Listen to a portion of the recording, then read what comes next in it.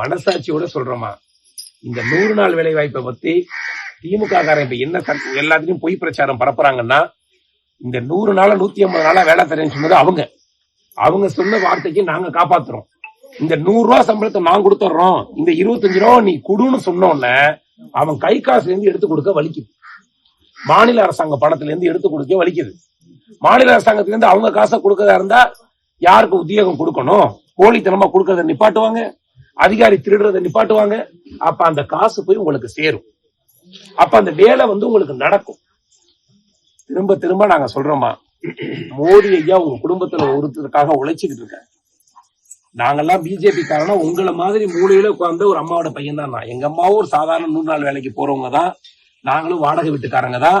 நாங்களும் உங்க குடும்பத்திலிருந்து அரசாங்க பள்ளிக்கூடத்துல போய் படிச்சா என்ன கஷ்டம் இருக்கும், இன்னைக்கு பிரைவேட் பள்ளிக்கூடத்துல நீங்க எப்படி இருக்குன்னு உங்களுக்கு தெரியும்.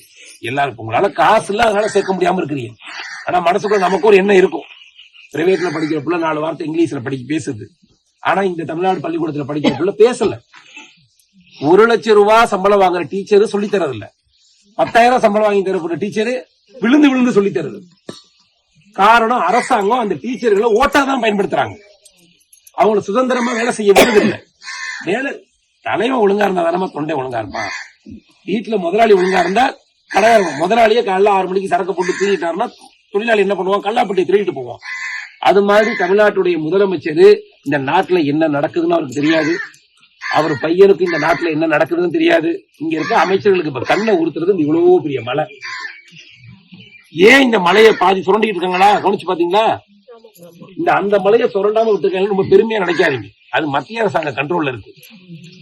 என்னடா விட்டுட்டாங்க திமுக நல்லவங்க நினைச்சிடாதீங்க. 15 நாள் ஆகும். அதிகபட்சம் எத்தனை நாள் ஆகும்?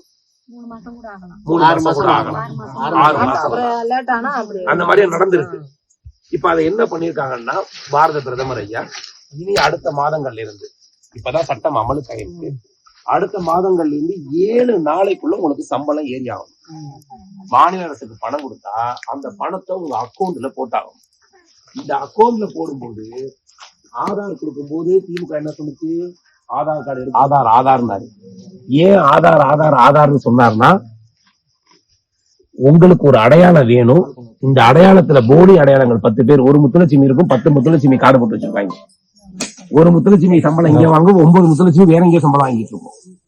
போலி கார்டு போட்டாங்க. ஆதார் கார்டு கொடுத்த உடனே அடுத்து என்ன பண்ணாரு? மோடி அக்கௌண்ட் ஓபன் பண்ணுங்க. மோடி அக்கௌண்ட் ஓபன் பண்றதுக்கு அவர் சொன்னது, நீங்க 1 ரூபா கூட இதுல டெபாசிட் தொகை வைக்க வேண்டாம், ஃப்ரீ அக்கௌண்ட் ஓபன் பண்ணுங்கன்னாரு.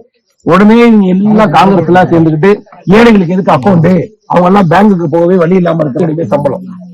அதுவும் இல்லாம முன்னாடி வேலை பார்த்துக்கிட்டு இருந்த மாதிரி, ஏன்னா நம்ம செய்யற வேலைக்கு ஒரு சம்பளம் வாங்குறோம்னா நமக்கும் மனசாட்சி வேணும். நாம வேலை செய்ய தயாரா இருக்கிறோம். நம்ம ஊரை நம்ம பாக்கலைன்னா நம்ம ஒண்ணு சம்பளம் வாங்கி போய் பீகார்ல வேலை செய்யணும். நாம நம்ம ஊருக்கு நம்மளுடைய தாய் மாமே சொந்தக்காரங்களுக்கு தான் வேலை செய்யணும். இந்த வேலையை முறைப்படுத்துற ஒரு குறிப்பிட்ட வேலையை கொடுத்துருவாங்க. இப்ப இந்த இடத்துல ஒரு தண்ணி டேங்க் கட்டணும் அப்படின்னு முடிவு பண்றாங்கன்னு வச்சுக்கோங்களேன். இந்த தண்ணி டேங்க் கட்டுறதுக்கு ஒரு சாதாரண கான்ட்ராக்டர் எத்தனை பேர் தேவை வேலைக்கு ஆள் எடுப்பாங்கல்ல, எப்படி வேலை வாங்குவாங்களோ அப்படி வேலை வாங்குவாங்க. ஆனா உங்களுக்கு சம்பளம் நேரடியா வந்துடும். இந்த 7 நாள் 10 நாள் வேலை வராது. 120 நாள். ஏன்னா வேலை கடினமாயிட்டா சும்மா உட்கார்ந்துட்டு போறவங்க வரமாட்டாங்க.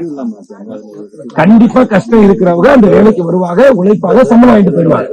இப்ப வேலை ஈஸியா இருக்கிறதுனால 10 நாள் உங்களுக்கு கான்ட்ராக்ட், 10 நாள் இன்னொரு 18 கான்ட்ராக்ட், ஆளுக்கு 10 நாளுங்கிற பேர்ல இந்த 1000 ரூபாய்க்கு நீங்க உட்கார்ந்து இருக்கிறீங்க.